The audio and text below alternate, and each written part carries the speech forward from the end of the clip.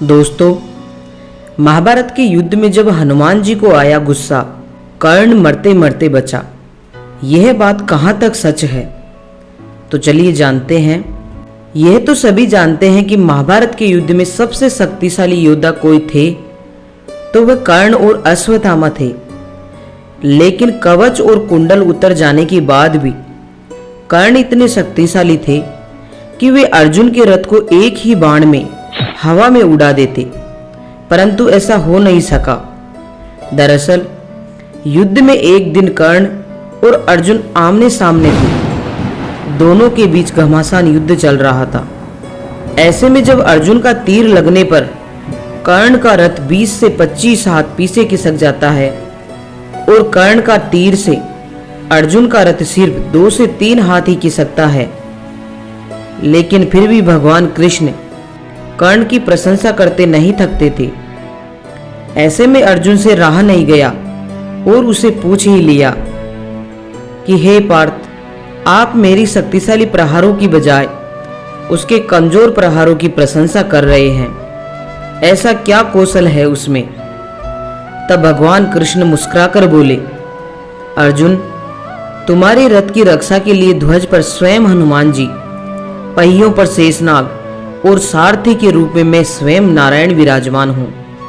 इस सब के बावजूद कर्ण के प्रहार से अगर ये रथ एक हाथ भी खिसकता है तो मानना ही पड़ेगा कि कर्ण में अद्भुत पराक्रम है। ऐसे में उसकी प्रशंसा तो बनती है। कर्ण जब अर्जुन को किसी भी तरह से कुछ नहीं कर पाया तो गुस्सा होकर वह श्री कृष्ण पर ही तीर चलाने लगा, जो कि युद्ध के नियम के विरुद्ध था। किसी सारथी पर आप बाण नहीं चला सकते हैं, लेकिन कर्ण ने श्री कृष्ण की छाती पर बाण चलाए। अपने आराध्य पर बाण चलते देखकर रथ के ऊपर बैठे हनुमान जी क्रोधित हो गए। कर्ण बाण पर बाण चलाए जा रहा था। यह देखकर हनुमान जी ने अपना विकराल रूप धरा और जोर से दहाड़ने लगा। उनकी दहाड़ से संपूर्ण कुरुक्षेत्र में सेनाएं भयभीत हो गई। कौरवों की सेना भाग खड़ी हुई और पांडवों की सेना भी भागने लगी। उनकी दहाड़ मात्र से सैनिकों की हृदय फटने लगे। हनुमान जी दहाड़ते हुए कर्ण को देखने लगे। कर्ण और सभी कौरव महारथी थरथर कांपने लगे। हवाएं तेज चलने लगी। हनुमान जी को क्रोध में देखकर भगवान श्री कृष्ण तुरंत सक्रिय हुए और वे हनुमान जी से कहने लगे, तुम मेरी ओर देखो।